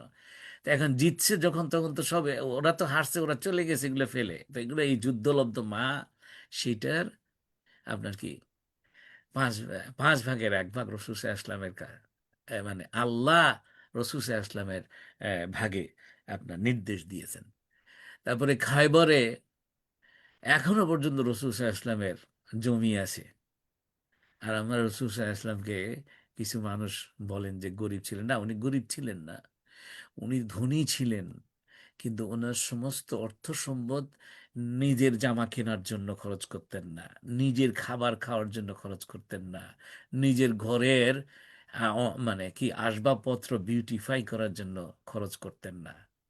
হ্যাঁ, তো এটা সমস্ত মানুষকে বিলি করে দিতেন, মানুষকে বিলি করে দিতেন। তা আপনি আমি কি এটা করতে পারবো?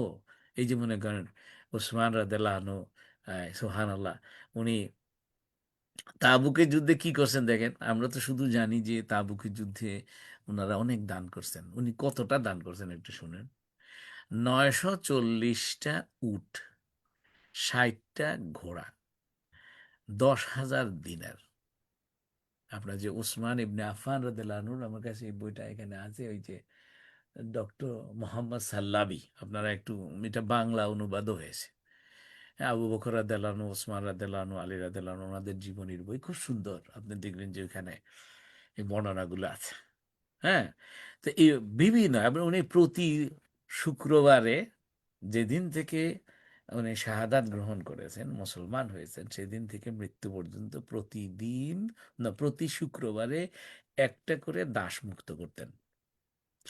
উনি খাইতেন খুবই কম, এবার একেবারে রেফারেন্স করে আসছে।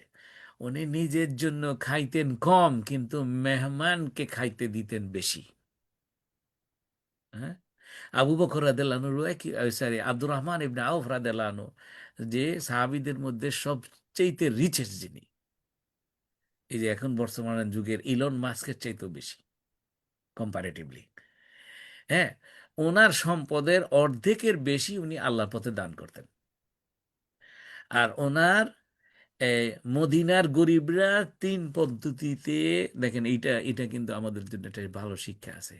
এই রমজান মাসে এটা প্র্যাকটিস যদি করতে পারেন, দেখেন যে মদিনার গরিবদের মধ্যে 3 পদ্ধতিতে উনি কি করতেন, মদিনার গরিবদেরকে সাপোর্ট করতেন ওনার অর্থ দিয়ে। 1 নম্বর, উনি খুঁজে খুঁজে বাইর করতেন কারো কোনো ঋণ আছে কিনা, উনি ঋণটা ওদের হয়ে পরিশোধ করে দিতেন, ওনাদেরকে ঋণ মুক্ত করতেন।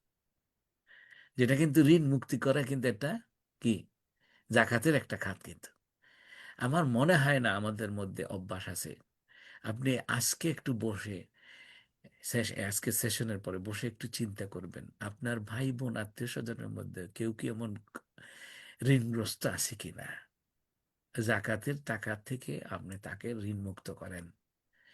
আপনি সব শুধু জাকাতের পাবেন না, সওয়াব পাবেন, তাকে ঋণ মুক্ত করার জন্য সওয়াব পাবেন। ঋণ এমন এক খারাপ জিনিস, মানুষকে কুরে কুরে খায়, তার স্বাস্থ্য নষ্ট হয়ে যায়, তার মন নষ্ট হয়ে যায়, সে ডিপ্রেশনে পড়ে যায়। হ্যাঁ, আপনার আপনার সামনে উপস্থিত কিন্তু সে তার মনটা আপনার সামনে থাকে না, ব্যাখেয়াল হয়ে যায়। মানুষ তার প্রোডাক্টিভিটি কমে যায়, কেন ঋণের প্রেশার প্রচন্ড, প্রচন্ড। মানুষ মানুষ তার জান দিয়ে দিবে। আপনি দেখবেন যে রাস্তার মধ্যে কাজে কি পত্রিকায় খবর আসছে, অমুক ধনী ব্যক্তি আহ, কি বলে উম, উম, বা কি রাস্তায় পথিমধ্যে ডাকাত পড়েছে, আপনার স্মাগলার, তারা তার কাছ থেকে তার ব্রিফকেস ভর্তি টাকা ছিল, কয়েক লক্ষ টাকা। এই এটা নিয়ে উনি বাড়িতে যাচ্ছিলেন। আপনার কি এই যে ডাকাতরা যারা তাকে ধরছে এই টাকার জন্য, উনি টাকা সেভ করতে গিয়ে উনি মৃত্যুবরণ করেছেন। টাকা দিতে চায় না, কয় জান নিয়ে যাও তবু টাকা দিও না, টাকার মায়া এত বেশি। এই যে যেই মিয়া আপনার পাওনাদার, তাদের মানে মনে হয় যেন তার জীবনই চলবে না আপনার এই টাকা, মানে যেটা সে আপনাকে লোন দিয়েছে এইটা আপনি ফেরত না দেওয়া পর্যন্ত, আপনার কাছ থেকে না পাওয়ার জন্য, না পাওয়া পর্যন্ত তার মনে হয় যেন জীবনই চলে না। যখন তখন আপনাকে ফোন করবে যে কি, কয়, আমার ছেলের টিউশন ফি আছে, আপনার টাকাটা পাইলে তো দিয়ে দিতাম। এই আমার মেয়ের বিয়ে আছে, আপনার টাকাটা পাইলে তো খরচ করতাম।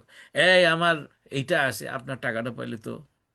কিন্তু আশ্চর্য হলো যে আব্দুর রহমান ইবনে আওফ রাদিয়াল্লাহু আনহু উনি খুঁজে খুঁজে বাইর করতেন ঋণগ্রস্ত ব্যক্তি এবং ঋণ পরিশোধ করে দিতেন। আর ঋণ দিলে দানের চেয়ে ঋণ আরো, কর্জ যদি দেন, কর্জে হাসানা যদি দেন, এইটা 18 গুণ সওয়াব বেশি। রসুল সাল্লাল্লাহু আলাইহি ওয়াসাল্লামের সহিহ হাদিস। দানের চাইতে আপনি যদি ঋণ দেন, ঋণ দিয়া, কেন? কারণ হচ্ছে ঋণ দিয়ে আপনি যদি তার কাছ থেকে না নেন, আপনি কি বলে সে দিতে পারছে না, জেনুইনলি দিতে পারছে না, আপনি সেটাকে কি করেন, এহসান করতেছেন। আচ্ছা ঠিক আছে, সামনে দিও। আচ্ছা ঠিক আছে, সামনে দিও। যত এক্সটেন্ড করতেছেন আপনার তত সওয়াব হচ্ছে।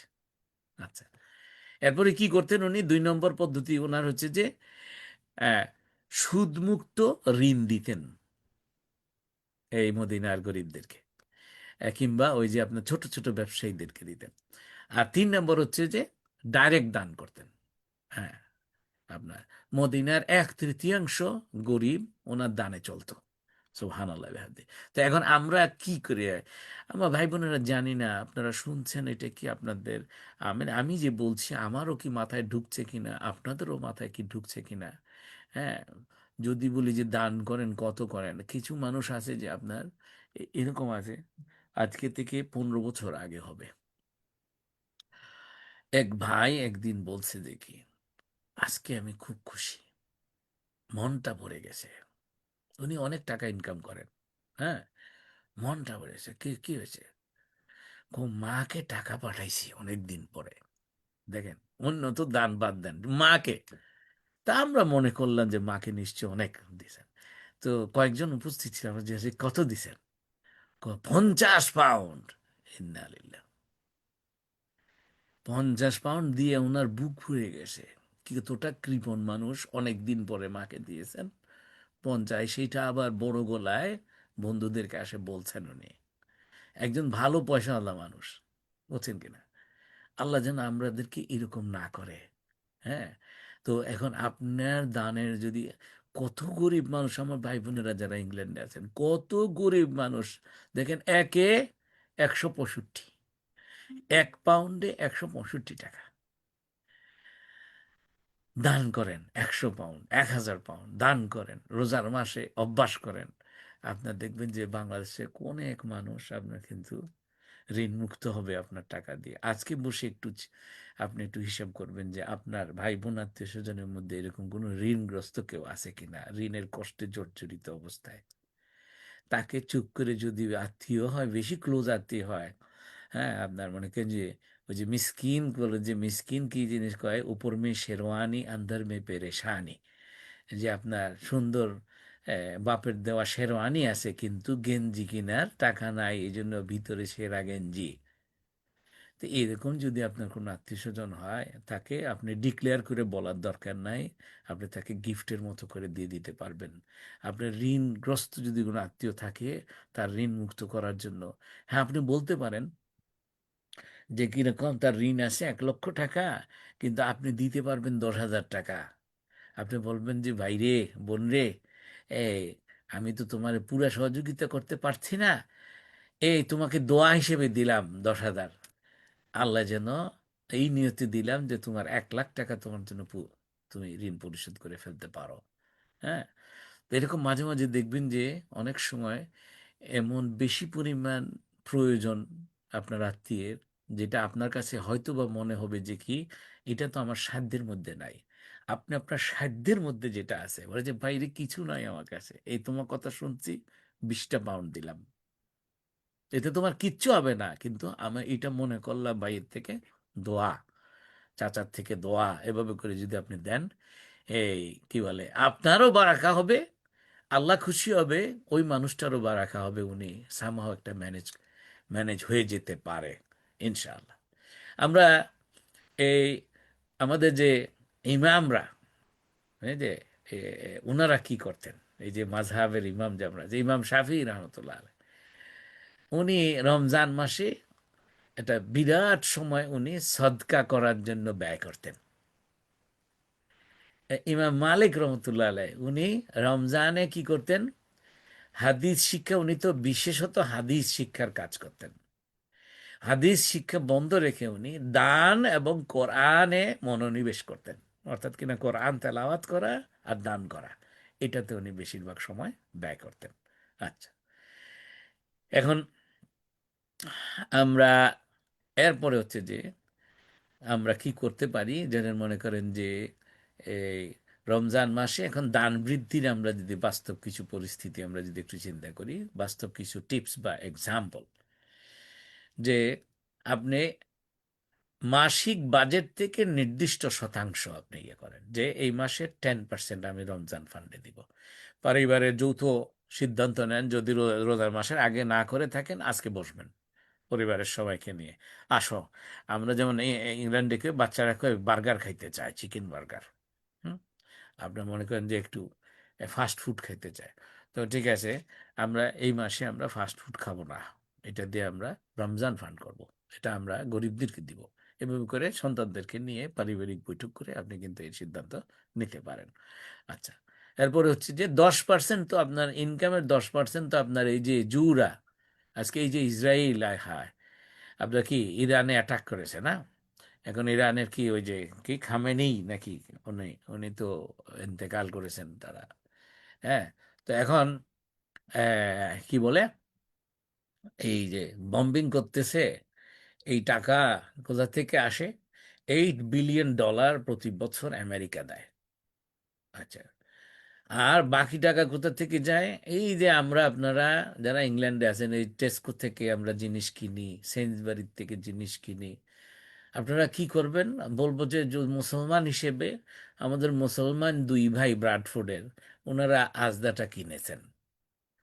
টেস্কো থেকে যারা বাজার করেন, তারা টেস্কো থেকে বাজার না করে, সেন্সবেরি থেকে বাজার না করে আস্থা থেকে কিনবেন, তাহলে আপনার মুসলমান ব্যবসায়ীর বরকত হবে আশা করা যায়, এবং আশা করা যায় তার দানটা কিছু মুসলমানের কাছে যাবে। আমি কিন্তু এটা আপনারা মনে করিয়েন না ওনাদের সাথে আমার কোনো যোগাযোগ আছে বা সম্পর্ক, এটা না, শুধু জানি যে ওনারা দুজন মুসলমান ভাই, কেমন মুসলমান সেটাও আমার জানার দরকার নাই, ঠিক আছে না, অন্তত ওই এই টাকাগুলা ইসরায়েলে যাবে না, আজদার টাকা, আজদার ইনকাম, কিন্তু টেস্কোর ইনকাম, তারা ইনকামের 10%, এগুলা কে কয়টা দেয় যায় সেটা তো আমি স্পেসিফিক বলতে পারবো না, কিন্তু এটা কনফার্ম, অ্যাভারেজে তারা সবাই তাদের সেলসের 10% আপনার, মিনিমাম 10% আপনার কি ইসরায়েলের ফান্ডে দিয়ে দেয়, এই আমাদের প্যালেস্টাইনের ভাই বোনদেরকে, আমাদের মুসলমান ভাই বোনদেরকে, বা এই যে ইরানে অ্যাটাক করার জন্য তারা খরচ করে। তো আমরা এটা সাধারণ সময়, যে কোনো সময়, আমি বলতেছি রোজার মাসে করেন, কারণ আমরা মুসলমানরা সারা বিশ্বব্যাপী অসম্ভব কঞ্জুস হয়ে গেছি, যে দান করে না, এই যে ওই ভাইটার মতো 50 পাউন্ড মাকে দিয়েছে, বুকটা ভরে গেছে তার, অনেক দিন পরে দেওয়ার পরে। এই মানুষটারে যদি আমি বলি আপনি কি দান করেন, উনি বুক ভরে শ্বাস নিয়ে বলবে যে আমি অনেক দান করি, তাই না, কিন্তু আসলে কি উনি অনেক দান করেন? আমাদের ম্যাক্সিমাম মুসলমান এই ভ্রমের মধ্যে আছে। যারেই জিজ্ঞেস করি কয় আমি অনেক দান করি, আমি অনেক দান করি। আপনি অনেক দান করলে তাহলে মুসলমানরা গরিব রইছে কেন? আপনি অনেক দান করেন না, আজকে বসে ঠিক করেন, আপনি হিসাব করেন। আপনি যদি 4,000 পাউন্ড বেতন পান, আপনি কি মাসে 400 পাউন্ড দান করেন? হ্যাঁ, মানে আমি হলফ করে বলতে পারি 100 জনের মধ্যে 90 জন আপনি 400 পাউন্ড দান করেন না। কিন্তু আপনি নিজেকে মনে করতেছেন যে আপনি অনেক দানবীর। মেবি আপনি 40 পাউন্ড দেন, মেবি আপনি ম্যাক্সিমাম 100 পাউন্ড দেন।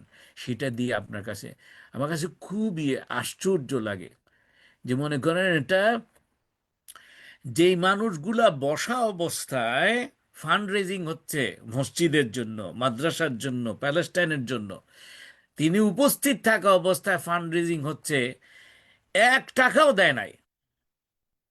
ওই মানুষরাও যদি জিজ্ঞেস করি আপনি কি রেগুলার দান করেন, হ্যাঁ আমি দান করে ভরাই ফেলি আমি। কার সাথে আপনি মানে কি বলে, কার সাথে আপনি চালাকি করতেছেন? আপনার রবের সাথে চালাকি করতেছেন, ঠান্দালি করতেছেন, ধান্দামি করতেছেন। খবরদার, আজকে বসে প্লিজ আমার ভাই বোনেরা যারা আজকে আপনাদেরকে তৌফিক দিয়েছে এই এলাকায় জয়েন করতে, আপনাদেরকে একটু, আপনাদের কি বলবো, হাতে ধরি, আপনাদের ঘাড়ে সেইকেন করে বলি, মাথায় একটু ঠেলা দিয়ে বলি, আজকে রাত্রে বসে একটু চিন্তা করবেন আপনি কি মাসে আপনার ইনকামের 10% মিনিমাম দেন কিনা আল্লাহ রাস্তায়। হ্যাঁ, আপনার যদি আপনার পরিবারে দান কি আপনার পরিবারের সদস্য কিনা। আপনি যদি 6 সদস্য বিশিষ্ট পরিবার হন, আপনার সপ্তম সদস্য হচ্ছে ইনফাক ফিসাবিলিল্লাহ হইতে হবে। শুধু 10% দিলে হবে না। এবং আপনি চাইলে পারবেন ওই যে ওইভাবে ইফতার পার্টির থেকে খেজুর খাওয়ার ইফতারে যদি রূপান্তরিত করতে পারেন, অনেক অর্থ আপনি দান করতে পারবেন। আর খালি সওয়াবে সওয়াব, কেননা যেটা খেয়ে ফেলছেন এটা শেষ, এটা আর পাবেন না। রাসূলুল্লাহ সাল্লাল্লাহু আলাইহি সাল্লাম একদিন কি বাড়িতে এসে আয়েশা রাদিয়াল্লাহু আনহাকে জিজ্ঞেস করেছেন যে কি আসে দেও, একটু খাবো, ক্ষুধার্ত নেই। আয়েশা রাদিয়াল্লাহু আনহা বললেন যে ইয়া রাসূলুল্লাহ সাল্লাল্লাহু আলাইহি সাল্লাম, একটা খাসি আসছিল হাদিয়া, আমি ওইটা দান করতে করতে করতে একটা শোল্ডার রয়ে গেছে, এই খাসির দুম্বার একটা শোল্ডার রয়ে গেছে শুধু, আর বাকি সব। তখন রাসূলুল্লাহ সাল্লাল্লাহু আলাইহি সাল্লামকে রাসূলুল্লাহ সাল্লাল্লাহু আলাইহি সাল্লাম আয়েশা রাদিয়াল্লাহু আনহাকে কি বললেন, বললেন যে আয়েশা, তুমি যা দান করেছো সেটা রয়ে গেল, আর এখন যে শোল্ডারটা রাখছো আমরা এটা খেলে এইটা শেষ হয়ে যাবে, এটা আর থাকবে না। এই জন্য দেখেন, অনন্ত জীবনের জন্য পাঠাবেন নাকি না এখানে নিজে খেয়ে শেষ করবেন।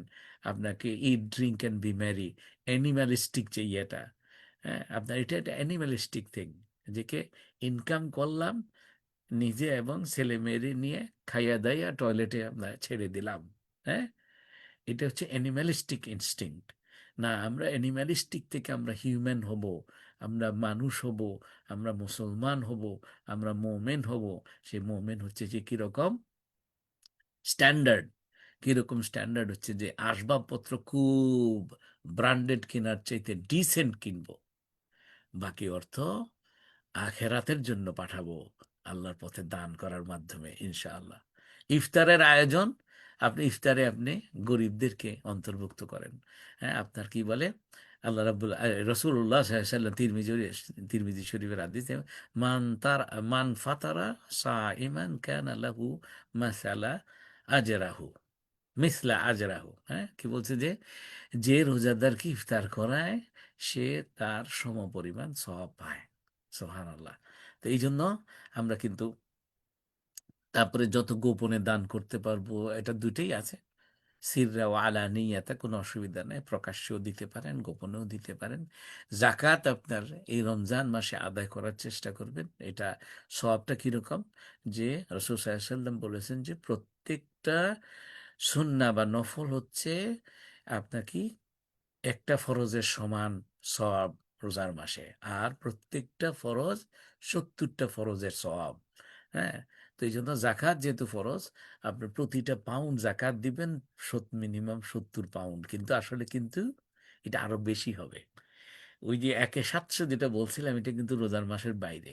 তার মানে এই যে 70-এ আবার আরো 700 গুণ করেন, কত, 4,900 গুণ।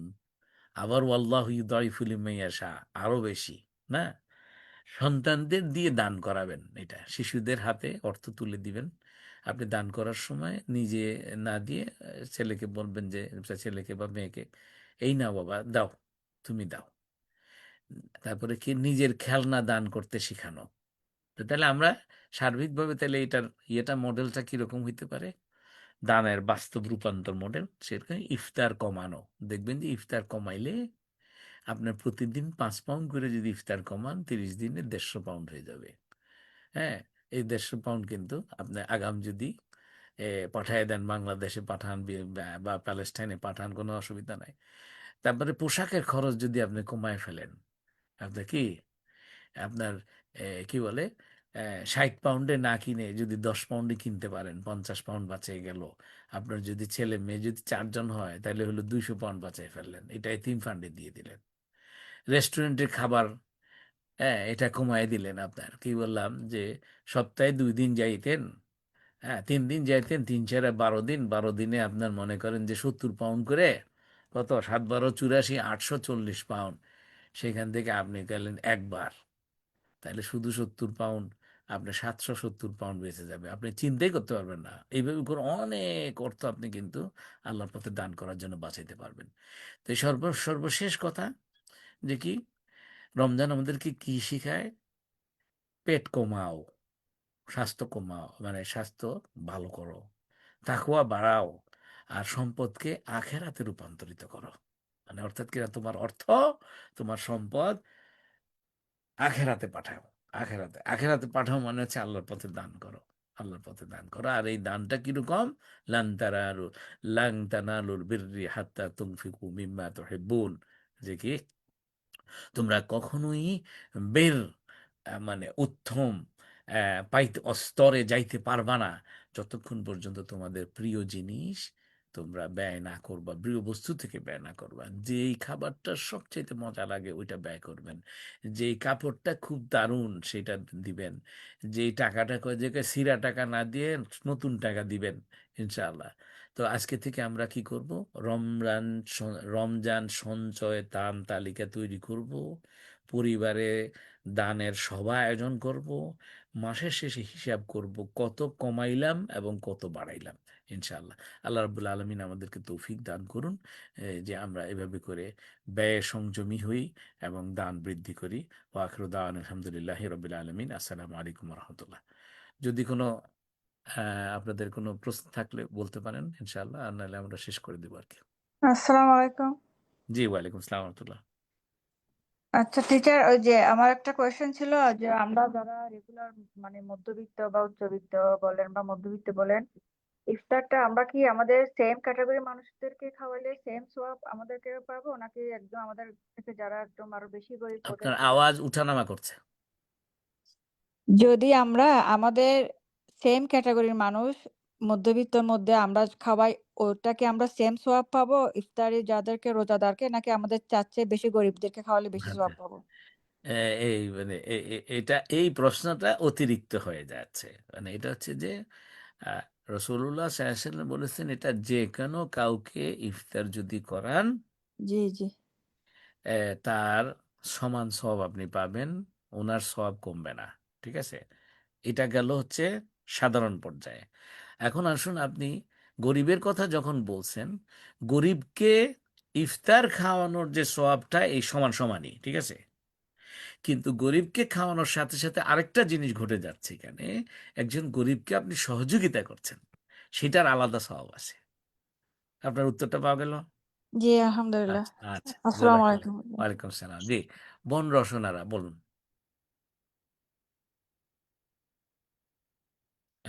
আপনি কি ইয়ে করতে পারছেন না? না,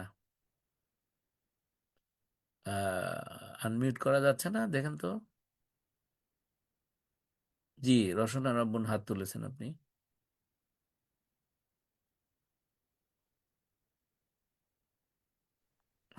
জি বলুন। হুম। আসসালামু আলাইকুম। ওয়ালাইকুম আসসালাম রাহমাতুল্লাহ। আমার একটা প্রশ্ন ছিল, ওই যে এর আগে যাকাত বিষয়ে আপনার কাছে লেখছিলাম। আরো একটু কিছু জানার আছে। জি, আমি একটা ছোটখাটো বাড়িতে ব্যবসাও করি। আমি প্রধানত প্রাইমারি স্কুলের টিচার। জি, এছাড়া বাসায় মানে কিছু কাপড় বিক্রি করি। জি, ওটা ওটা আমার আগে থেকে শখ ছিল। ওটা এখন একটু শুরু করছি। জি। এখানে আমি যে যাকাত দিব, আমার এখানে ব্যবসার ক্ষেত্রে যে টাকা, মানে যে টাকার কাপড় আছে সেই টাকার হিসাব করে কি তার উপর যাকাত দিতে হবে ব্যবসার?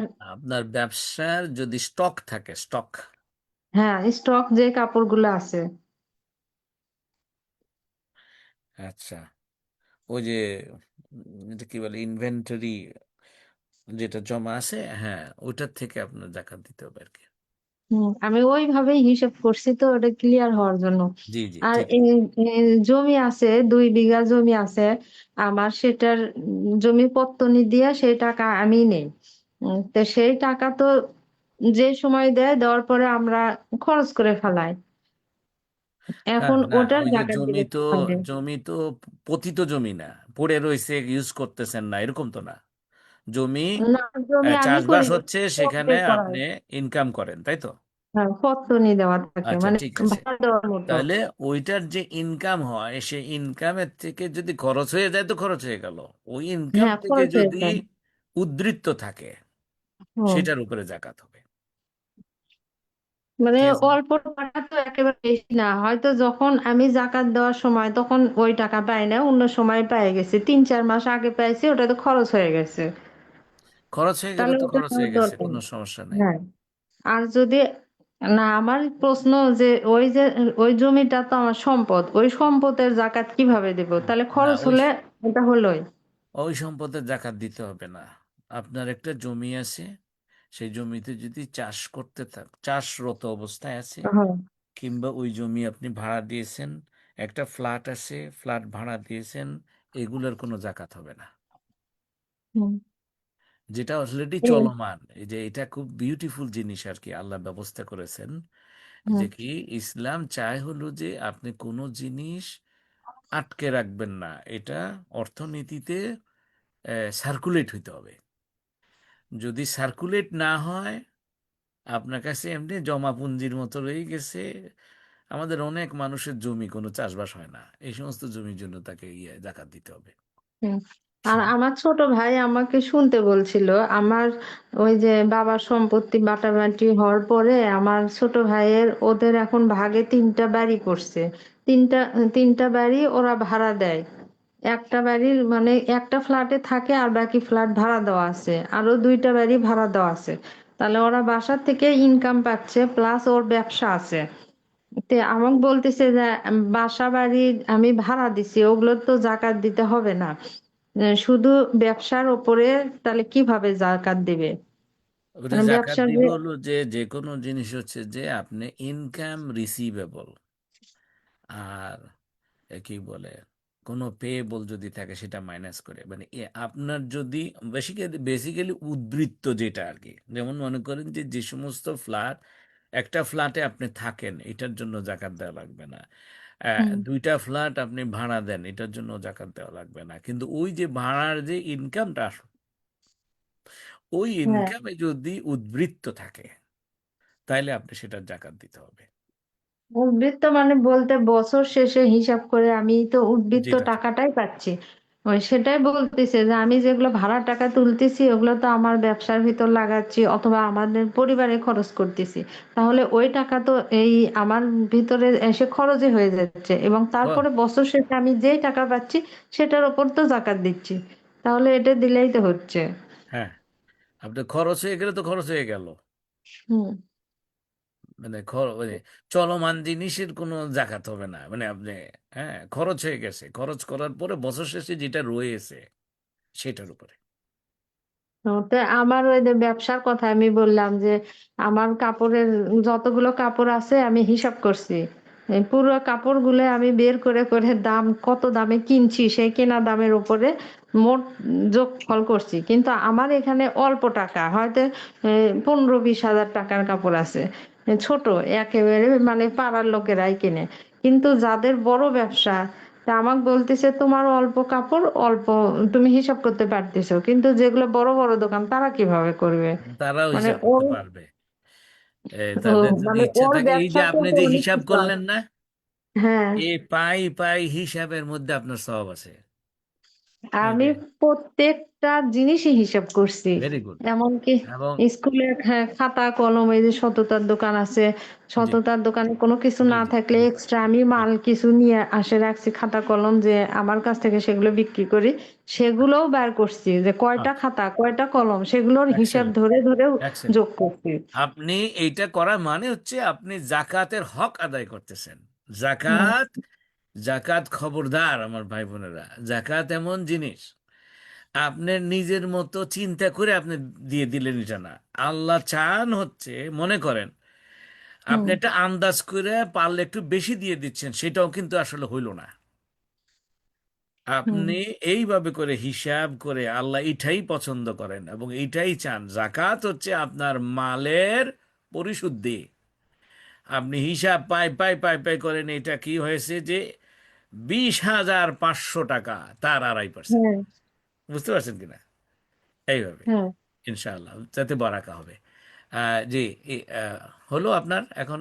নেক্সট যাই। হ্যাঁ, হ্যাঁ, ইনশাল্লাহ করার চেষ্টা করছি আমি যতটুকু আলহামদুলিল্লাহ বুঝছি, আলহামদুলিল্লাহ। কিন্তু এইভাবে আপনার সারা মতো জীবন সেটা বজায় রাখবেন, শিথিলতা করবেন না যে কি মানে এইবার যত আর। যখন থেকে আমি দেওয়ার নিয়ত করছি তখন জি থেকে, যখন আমার খরচ ছিল না তখন থেকে আমি টাকার উপরে কিছু কিছু দিছি। আলহামদুলিল্লাহ এখন জাকাত ফরজ হয়েছে, কিন্তু একটা জায়গা কেনার জন্য একটু টাকা কমে গেছে, তারপরে সোনার হিসাব মতো না হলেও রূপার হিসাব মতো হয়তো হচ্ছে। আর তাও যদি না হয় আমি আমার সম্পত্তির 40% হিসেবে আমি দান করব নিয়োগ করছি। 40 ভাগের 1 ভাগ, আচ্ছা। 40 ভাগের 1 ভাগ। জি জি, ওই 2.5% সেম জিনিস, হ্যাঁ। হ্যাঁ, জাজাকিল্লাহ খায়ের। এখন আমি নেক্সট বোনের কাছে যাই, ইসমত আরা বেগম। আচ্ছা ঠিক আছে, আসসালামু আলাইকুম। ওয়ালাইকুম সালাম। আসসালামু আলাইকুম সুন্দর রহমতুল্লাহ। রসনা বোন, আপনার প্রশ্নগুলো সুন্দর ছিল। জি, ইসমত আরা বোন বলেন। আসসালামু আলাইকুম রহমতুল্লাহ।